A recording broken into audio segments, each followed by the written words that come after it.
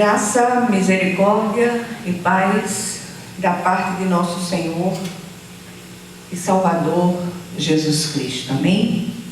Nós vamos abrir nossa Bíblia hoje no segundo capítulo do livro do profeta Jeremias e vamos ler apenas o versículo 9. Jeremias 2:9 diz assim a palavra do Senhor: o seu crime a castigará e a sua rebelião a repreenderá. Compreenda e veja como é mau e amargo abandonar o Senhor, o seu Deus, e não ter temor de mim, diz o soberano Senhor dos exércitos. Amém? Vamos orar. Senhor, nosso Deus e nosso Pai celestial, clamamos a Ti, Senhor, confiados no poder que há no sangue de Jesus, que o Senhor venha ministrar Sua palavra aos nossos corações, que novamente voltemos a ter temor do Senhor. Quanto pouco caso tem sido feito da Tua palavra, Senhor, que o Teu nome seja em tudo nas nossas vidas glorificado, sobretudo nesse novo tempo que começa a partir de agora, Senhor. Que assim seja, em nome de Jesus. Amém. Meus amados, como nós prometemos, a palavra hoje é online, por conta dessa loucura toda que está aí fora. E o desejo do nosso coração é, nesse novo tempo, sobretudo para a nossa nação, que nós façamos um autoexame. Que o Senhor sonde o nosso coração, veja onde há em nós caminhos maus, porque certamente os há, e que Ele possa nos conduzir ou reconduzir ao caminho eterno. Eu tenho visto muitas falas, eu tenho visto muitas críticas ao cristianismo, e essas críticas são feitas de modo generalizado, sem que se tire fora aqueles que não fazem aquilo que a gente tem visto acontecer lá fora. Tem havido no meio da igreja contemporânea, em sua grande maioria, com raríssimas e honrosas exceções, é claro, um descaso, um despreparo, uma falta de temor e tremor ao Senhor. Coloca-se palavras na boca de Deus que Ele nunca disse. E por conta disso, o cristianismo vai sendo envergonhado, o Evangelho vai sendo envergonhado e o Espírito de Deus sendo entristecido, sem pudores. E hoje eu queria que nesse primeiro dia de uma nova caminhada, a gente ainda não sabe quem será o novo governante, mas que esse governante esteja debaixo da potente mão do Senhor, seja ele quem for, e que o Senhor sustente essa nação na palma das suas mãos, e que a sua vontade soberana ela aconteça, em nome de Jesus. Amém? Jeremias fala ao seu povo cativo em Babilônia, e no texto citado ele chama a nação rebelde a reconhecer seu pecado de transgressão contra o Senhor. Logo aqui a gente percebe que o que está acontecendo hoje não é nada novo, muito pelo contrário. Tudo que a gente está vendo hoje é algo que tem feito escola através dos séculos. Isso é doloroso demais. E em seu livro das Lamentações, no capítulo 3, versículo 39, o profeta Jeremias faz uma pergunta na forma de advertência. E ele diz: de que se queixa o homem vivente? Cada um se queixe dos seus próprios pecados. Sim, nós temos a estranha mania de culpar os outros pelas nossas ações, quando na verdade tudo que tem nos sucedido tem sido fruto das nossas próprias escolhas malditas. O cenário era o cativeiro de Babilônia, que a gente já sabe que durou 70 anos por causa da dureza da cerviz do povo. Ali o povo foi oprimido, aviltado de todas as maneiras possíveis e imagináveis, sofreu toda sorte de horrores. E qual a causa do cativeiro?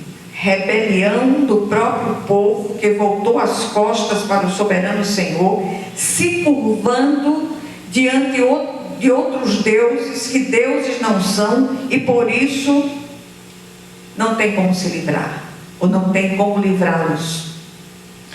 O Senhor aqui chama a atenção da nação infiel a reconhecer seu pecado e mostra que a rebelião é a causa do cativeiro. Amém? Nesses dias que antecederam essas eleições, nós conclamamos muito a igreja a abrir os olhos, oramos muito para que o Senhor abrisse os olhos do entendimento da igreja, que a igreja não apostasse em determinadas figuras, essa ou aquela, porque na verdade o nosso socorro vem apenas do Senhor, que fez os céus e a terra. Durante o cativeiro de Babilônia, o povo voltou-se para deuses estranhos, que deuses não eram, uma idolatria tremenda, e hoje a idolatria, de certa maneira, evoluiu, saiu das imagens para pessoas, personalidades, líderes civis, e a gente tem visto isso de uma forma terrível no meio do povo de Deus, havendo até crimes para a defesa dessas personalidades. Que coisa séria. E aqui nós vemos que a própria rebelião aplicará o castigo. O seu crime a castigará e a sua rebelião a repreenderá. Em segundo lugar, o Senhor chama a atenção para as consequências de abandoná-lo. Compreende e veja como é mau e amargo abandonar o Senhor, o seu Deus, e não ter temor de mim, diz o soberano, o Senhor dos exércitos. E isso nos leva a meditarmos um pouco em algumas considerações sobre esse texto tão rico. Eu sugiro que a igreja, você que nos ouve pela internet, você leia todo o capítulo. Em primeiro lugar, diz o autor de Eclesiastes: quem derruba um muro será picado por uma cobra. O lado de fora do muro é território de serpentes abrasadoras. O povo de Deus, de uma forma irresponsável, tem buscado métodos, estratégias e ações puramente humanas, e esquecem que o Senhor, Ele é um muro de fogo ao nosso redor, e quando rompemos esse muro, estamos sujeitos a toda sorte de ataques. E essas serpentes que estão do lado de fora do muro são agentes de publicidade do adversário e são experts em propaganda enganosa. O marketing do inferno é bem eficaz e atraente. E muitos caem em seu engodo. Normalmente, o adversário, como não cria, ele é astuto, perspicaz e trabalha sob demanda com o seu sócio, o mundo. E ambos agem sobre demanda. Demanda de quem? Da nossa carne e suas inclinações fora da vontade de Deus. Nós evitamos de todas as formas nesse período, discutir política, até porque não havia maturidade para as pessoas discutirem política sem que houvesse brigas, rusgas, discussões absolutamente desnecessárias. Em segundo lugar, muros rompidos se tornam um perigo constante. Quando se derruba um muro deliberadamente, sem que seja para levantar outro mais forte ainda, se perde a defesa. E é isso que tem acontecido sistematicamente com o povo de Deus, eu repito, com raríssimas exceções. Nós não pendemos nem para a direita, nem para a esquerda. E a palavra de Deus diz: a moderação, ou seja, o equilíbrio em tudo é bom. E aí a gente para um pouco e começa a analisar tudo isso. E o pior, quando nós rompemos deliberadamente esse muro, estaremos sujeitos a toda sorte, a todo tipo de ataques. Quem faz isto deliberadamente não tem de quem se queixar, a não ser de si mesmo. Eu acho que não custa. A Bíblia diz que nós devemos examinar tudo e reter o que é bom. Temos feito isso? Não. Temos simplesmente nos inclinado em favor de um lado, em favor de um outro, sem pararmos para pesar prós e contra. O Senhor, por meio do seu profeta, não poderia ser mais claro e pergunta à nação infiel: não foi você mesma responsável pelo que aconteceu ao abandonar o Senhor, o seu Deus? Agora, por que você vai ao Egito para beber água do Nilo e por que vai à Assíria para beber água do Eufrates? A nação deixou o manancial de águas vivas para beber em cisternas rotas que não retém as águas. Não é isso que tem acontecido? Eu queria dizer à igreja que eu, de uma maneira geral, por todas as coisas que nos têm sucedido, eu tenho andado extremamente triste. Eu tenho andado, como é que eu posso dizer, meu Deus, desencantada desta terra, e a única coisa que me segura aqui é fazer a vontade de Deus, é fazer a obra de Deus.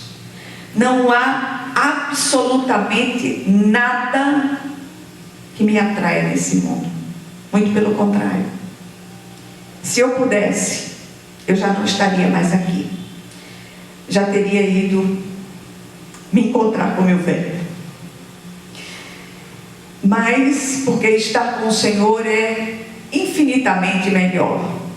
Mas se eu tenho que ficar aqui e fazer a obra de Deus em obediência a Ele, já não sei o que escolher. E não é assim que muitos têm feito hoje, bebido em águas de barreiros sujos, em cisternas rotas, que não retêm as águas, e deixam o manancial puro de águas vivas, que é a palavra do Senhor, sob o comando do Espírito. Em terceiro lugar, o que fazer diante das nossas encrencas? Um bom começo é checar os muros, procurar as brechas e tapá-las. E eu queria, de uma maneira muito especial, falar às famílias, falar aos casais.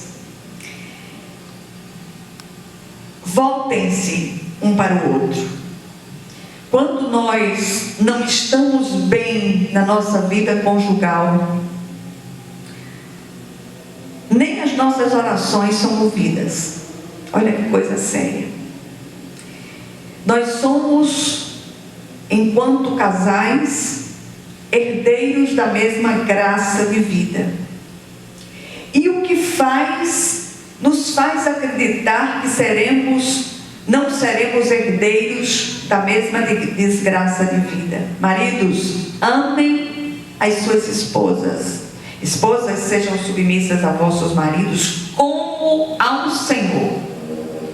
Contudo, esses maridos cristãos só têm autoridade ou postura para requerer essa submissão, que não é subserviência nem escravidão, mas é uma parceria contínua com o cônjuge, se ele amar a mulher sacrificialmente, como o Senhor amou a igreja e a si mesmo se entregou por ela.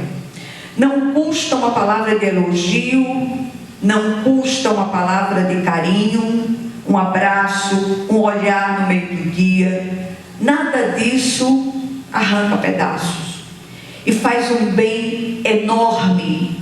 Isso tanto em relação aos maridos quanto às esposas. Abracem mais, se olhem mais, se acarinhem mais, se prestem mais atenção um ao outro. Quando nós conseguimos arrumar a casa, todos os outros lugares das nossas vidas estarão arrumados. Automaticamente começam a se arrumar, sobretudo em relação aos filhos de Deus. Checar os depósitos espirituais e procurar descobrir ali rachaduras que possam causar vazamentos das nossas bênçãos. Tem muita bênção desperdiçada através dos buracos de vazamento das nossas desobediências, sobretudo e especialmente em relação às coisas relacionais. Maridos e esposas, pais e filhos, entre irmãos. Primeiro canteiro do fruto do Espírito chama-se a família. O segundo, a igreja. E terceiro, todos os demais relacionamentos pelos quais passamos. Tem uma canção muito conhecida do poeta, é também um profeta de Deus, Sérgio Lopes, que se chama O Lamento de Israel, que diz num de seus trechos: Ah, Jerusalém, porque deixaste de adorar o Deus vivo que em tantas batalhas te ajudou? Chora, Israel, num lamento só. Talvez Deus se lembre do destino de Jacó. Chora, Israel, Babilônia não é teu lugar. Clama ao teu Deus e ele te ouvirá, do inimigo te libertará. Contudo, tem faltado primeiro arrependimento, primeiro reconhecimento de pecado, segundo arrependimento e terceiro confissão e abandono de pecados. Quem confessa seus pecados e deixa, alcançará misericórdia. Quantas mulheres tristes, abatidas de espírito, por conta dos seus maridos cristãos desatentos, maridos que não dão a devida atenção à mulher, por uma estranha, não digo coincidência, mas o Senhor, Ele resolveu usar o relacionamento conjugal como um tipo do relacionamento dele com a igreja. E eu queria dizer a vocês hoje, dar um pequeno testemunho de como fui tratada em todos esses anos pelo meu marido, o pastor Malta. Muitas mulheres, como Babilônia, deixam de adorar, porque olham para os seus maridos e não veem Jesus na vida deles, muito pelo contrário. E o contrário também é verdade. Então que o Senhor, Ele, nesse tempo novo, consertemos os nossos caminhos e voltemos ao Senhor. Ainda há tempo de mudar a nossa sorte como as torrentes do Negueb. Que o Senhor, Ele ouça o nosso clamor, que o Senhor derrame graça sobre graça nas nossas vidas, e que nesse tempo novo não usemos das estratégias, das falácias, da forma mundana de falar e nem de agir daqueles que estão lá fora. Seja qual for o resultado dessa eleição que teremos logo mais tarde, que nós possamos glorificar o nosso Deus, porque temos orado pela vontade soberana do Senhor. Que o nome do Senhor seja em tudo glorificado. O que nós aprendemos aqui nesse início de uma nova jornada, que nós não saberemos ou não sabemos o que nos aguarda, mas sabemos quem nos aguarda e quem nos guiará por toda essa nova jornada, se de fato somos do Senhor. Se houve verdadeiramente uma conversão genuína,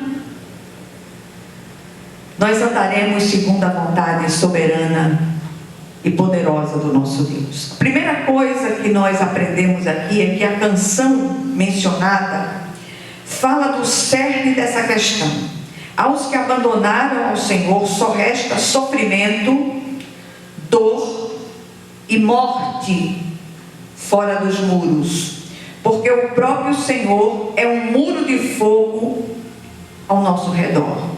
Rompê-lo é trágico sob todos os aspectos. Muitos têm resolvido sair do caminho e às vezes assim, não, então salvação se perde. Não, esses que saíram do caminho nunca estiveram nele de fato. Em segundo lugar, quando rompemos esse muro e saímos da proteção, o que nos resta? Só amargar as consequências das nossas escolhas. Adorar o Senhor é ato contínuo e deve ser feito em tudo: pensamentos, atos e palavras. E nesse quesito, todos nós estamos a anos-luz de distância, todos, indistintamente, estamos em obras.